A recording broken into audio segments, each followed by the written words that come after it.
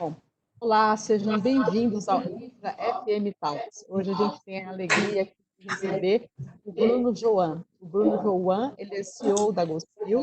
E é interessante que o Bruno chegou na GoSil no primeiro trimestre de 2020 para fortalecer o time aí da companhia, liderando 25 mil colaboradores, mais de 1.000 clientes, né, em vários estados do país.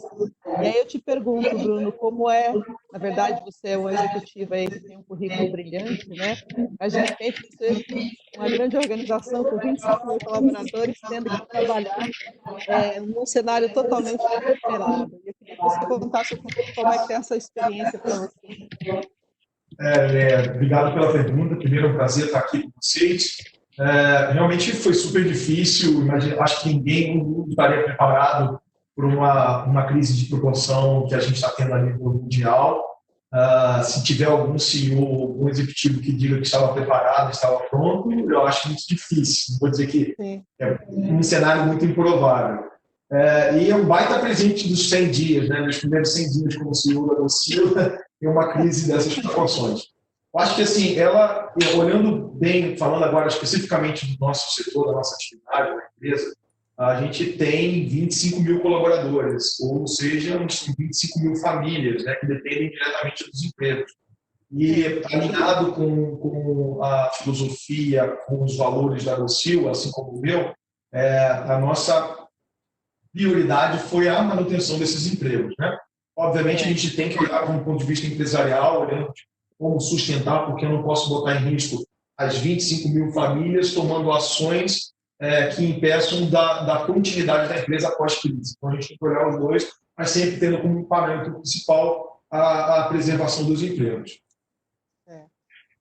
E assim, a gente já observa no mercado como um todo, né, principalmente das prestadoras de serviço, que tem uma grande quantidade também de funcionários, também, lógico, como a gente falou do lado econômico, a gente começa a ver aí uma queda no PIB bastante representativa, já anunciada aí por algumas áreas financeiras, de bancos, etc. e tal. Minha pergunta, assim, para você, enquanto negócio, você acha que todo esse momento que a gente está visando, ele vai impactar também no PIB da GoSil, enquanto faturamento, enquanto novos negócios? Queria discutir um pouquinho também sobre isso. Sem dúvida, ela afeta demais a parte financeira da companhia. Teremos nosso resultado bastante afetado. Nós estamos projetando agora um resultado de cerca de 60% menor do que deveria ser sem a crise. Por mais que não tenha tido esse mesmo impacto na receita, de 60% da receita, mas no resultado, porque você tem uma questão de custos e endividamentos que a empresa acaba tendo, tomando para você tomar linha de crédito, né? Imagina o seguinte, não existe ainda nenhuma ação concreta do pós-crise. Existe uma postergação das dívidas que foram contraídas nesse período, que são as dívidas trabalhistas, as dívidas de folha, as dívidas que você tem com as empresas, que foram postergadas pelo governo, parceladas para pagar pós-crise. Só que ela não existe. A crise, o valor devido, ele existe.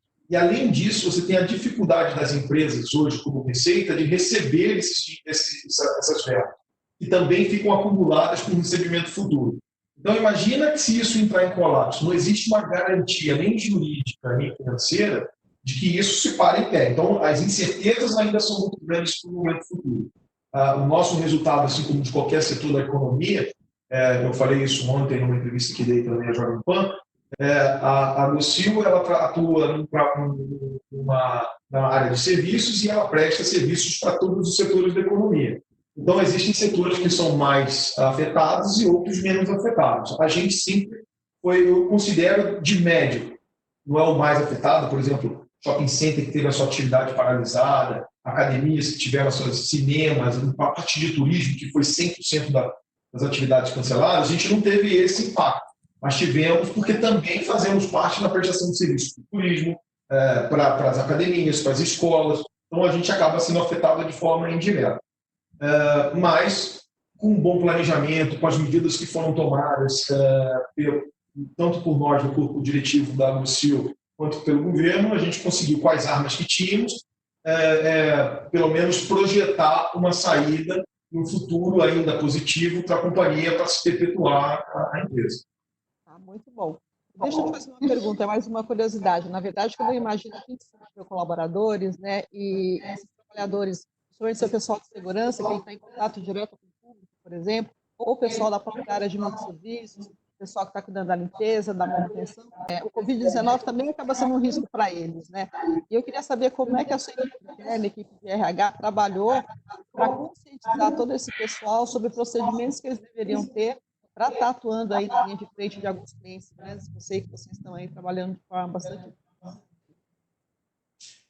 Então, Leia, vamos admitir o seguinte: como a gente começou na sua primeira pergunta, admitindo que foi uma crise sem proporção, e obviamente não existia um planejamento para tal crise, tivemos as ações que foram tomadas, obviamente fomos mudando ao longo do tempo, fomos aprendendo com as ações tomadas em função da evolução da crise, que ela foi evoluindo, eram novidades a cada 2 dias, você tinha medidas provisórias, você tinha novos casos sendo divulgados, aí você tinha medidas restritivas em algumas regiões. Então, assim, a gente foi aprendendo ao longo do tempo. Eu te digo que a primeira etapa nossa foi olhar, de novo, a preservação do emprego, de forma que a gente conseguisse preservar o maior número de empregos. Essa foi a primeira premissa, isso foi uma premissa. Com essa premissa, nós trouxemos as ferramentas que estavam disponíveis junto com a RH, olhamos, botamos as pessoas. Tudo na Gocil, pelo tamanho, ela tem são proporções grandes. Por exemplo, quantos funcionários nós temos no Brasil acima de 60 anos? Além das condições de grupo de risco, mas os de 60 anos para cima. São 550 pessoas. E aí nós automaticamente colocamos todos de férias. E aí, nesse primeiro momento, imagina você ter um contingenciamento do teu efetivo de 550 pessoas espalhadas pelo Brasil. Então, tem uma dinâmica junto de recrutamento e de atendimento. Depois a gente partiu, depois de botar essas pessoas no grupo de risco de férias, nós partimos para, efetivamente, distribuir os EPIs agora, né, álcool em gel, máscara. A dificuldade de adquirir isso no mercado, que todas as empresas tiveram que comprar, foi uma dificuldade grande de achar fornecedores, inclusive da logística de distribuição desses materiais. Então, aí a gente conseguiu elaborar um plano ao longo do tempo e agora está bastante efetivo. A gente tem entregas semanais desse EPI na companhia que a gente está distribuindo ao longo do tempo. Isso, no início, foi bem difícil, nós fomos aprendendo. Outra ação, a comunicação por escrito, na ponta, do nosso supervisor diretamente com o vigilante, porque o nosso setor, a nossa empresa, ela trabalha com a mão de obra no cliente, ela não trabalha dentro de um prédio corporativo onde disseminar o conteúdo de forma em TVs corporativas, por e-mail. Eu preciso que esteja na ponta. Então, nós fizemos materiais gráficos explicando a crise, explicando os procedimentos de cuidado da saúde, e também de como deveríamos proceder em casos de doenças. Aí, no terceiro momento, começamos a buscar os próprios sindicatos para fazer acordos com os sindicatos, de acordo com aquilo que estava proposto na MP, na medida provisória do governo federal. Depois, passamos para os acordos individuais, para aqueles que não conseguimos acordos coletivos, fazemos acordos individuais. Então, ou seja, por uma série de medidas que a gente tomava, nós tínhamos 3 reuniões de crise por semana. Então, todas segunda, quarta, sexta, a gente sentava, revia o plano estratégico, via se estava dando resultado ou não e se tomava as ações. Hoje em dia, a gente não precisa mais de 3, a gente faz uma por semana. Mas no início da crise foi, e agora a gente está vendo a continuidade disso. Muito bom. Deixa eu te falar, na verdade, a gente teve muitas edificações, né, inclusive onde tem-se a prestação de serviço de segurança, que acabaram ficando quase que totalmente vazias. Eu vou dizer, talvez, um exemplo de shopping, uma própria escola, uma academia e tal. Todos esses espaços ficam vazios, eles também ficam mais vulneráveis, né, a tudo. Eu queria saber, assim, como é que a sua equipe também trabalhou isso, se teve uma demanda maior por questões de segurança em função disso dentro dos seus clientes. Eu queria que você falasse um pouquinho sobre isso. De forma geral, lembra que quando eu tenho um efetivo que atua dentro de algum estabelecimento, seja um shopping, seja um prédio comercial, uma escola, ele leva em consideração 2 premissas. Uma é o patrimônio, né? A questão material do patrimônio, e a outra, a segurança das pessoas. Imagina que quando eu não tenho pessoas, eu não preciso também desses agentes que façam a segurança das pessoas. Então, nós, no medido do que nós entendíamos, da nossa expertise, que é o core business da companhia, que é a segurança, nós discutimos com os clientes, é possível reduzir? Esse efetivo eu tenho contato, que eu preciso fazer a segurança do público, eu não preciso quando eu não tenho público. Então, vamos reduzi-los. Mas esses eu preciso para garantir o teu prédio, que ele não seja, o teu patrimônio não seja invadido, o seu patrimônio não seja depredado. Então, de forma geral, estrategicamente, fomos negociando caso a caso com cada cliente para encontrar o efetivo ótimo para aquele momento de crise, que não deixasse exposto o patrimônio, tampouco exposto à própria segurança do nosso colaborador. Imagina que você tem uma única pessoa tomando conta do shopping inteiro. E aí, com uma ação de bandido, você acaba expondo aquele colaborador ao risco desnecessário. Então, de bom senso, a gente acabou achando. Mas foram acordos individuais com cada um dos clientes. Não existe uma solução padrão que foi adotada para todos. Bem legal. Muito bem. E no contexto de muitos serviços também, você teve que fazer renegociação de muitos contratos ou não? Tive, tanto no multisserviços quanto na vigilância, tive que fazer muitas renegociações de contratos com essas reduções propostas, além de cerca de 15% da minha carteira, dos 1.000 clientes, eu tive que fazer redução, e redução significativa, 70% de redução, não é algo pequeno em cima disso. E, obviamente, o grande problema que veio posterior é justamente, ok, eu te devo, o cliente te assume a dívida, mas eu não tenho como te pagar. Eu vou te pagar isso em outubro, eu vou te pagar isso em dezembro.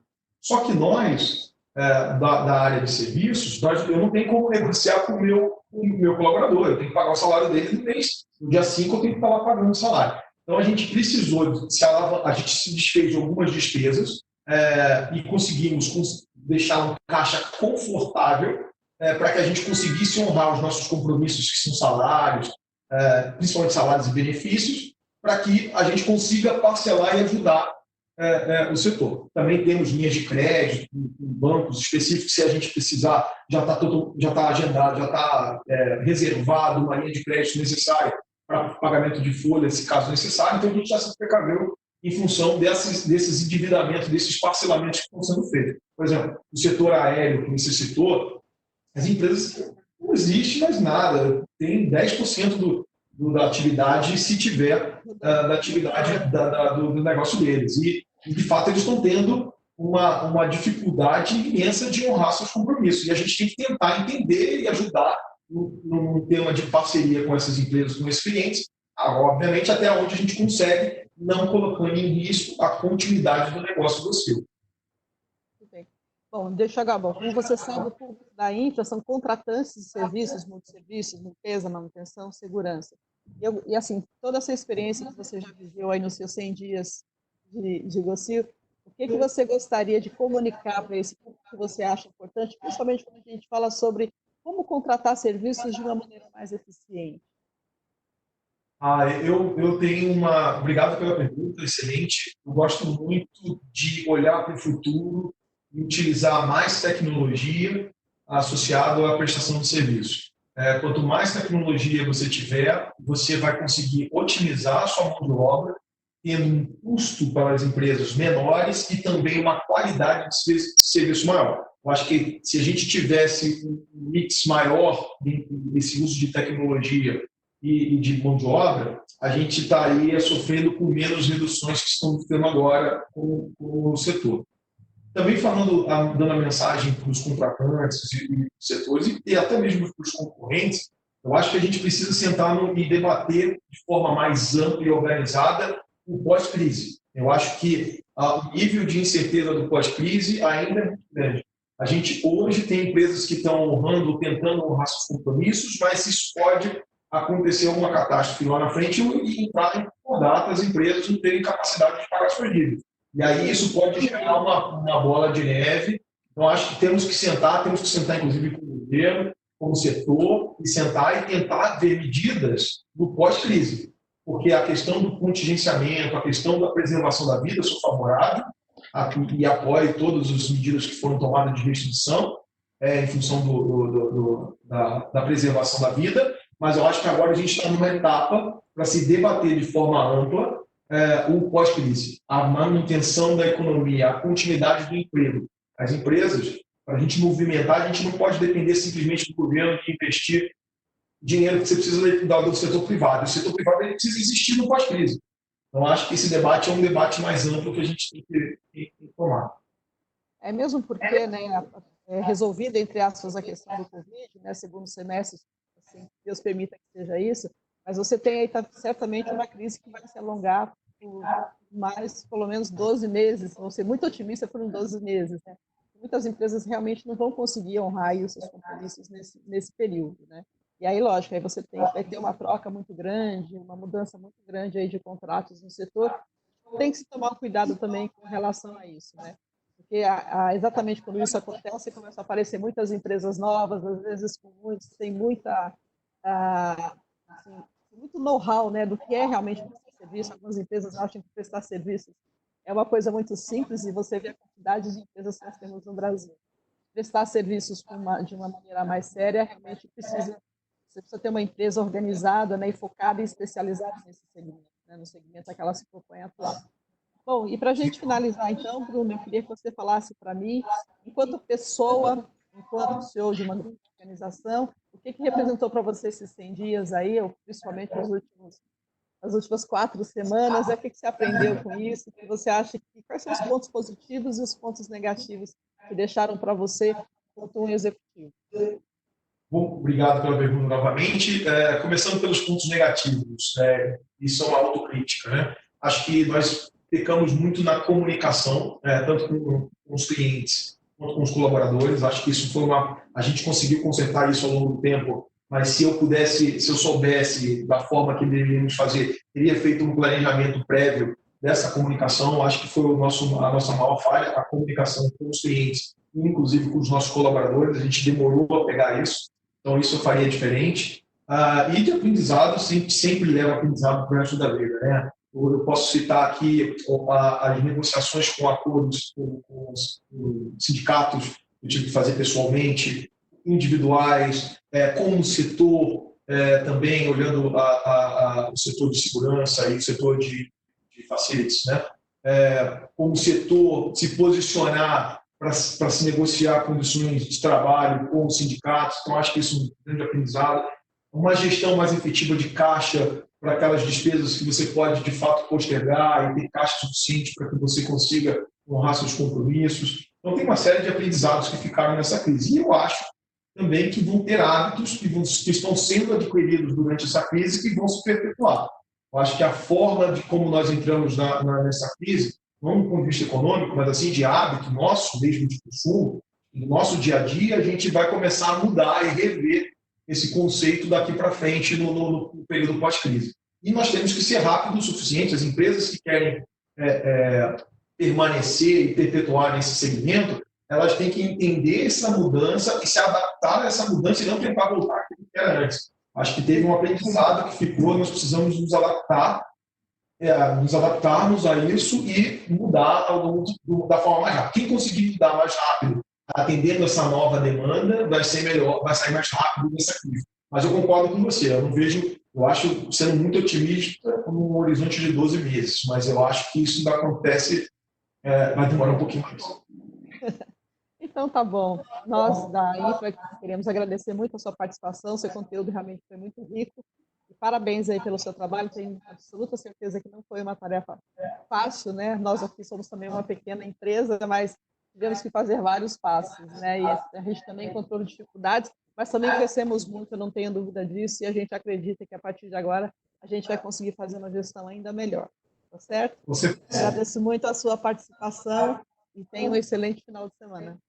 Você também, muito obrigado. Nada, um abraço. Fica com Deus.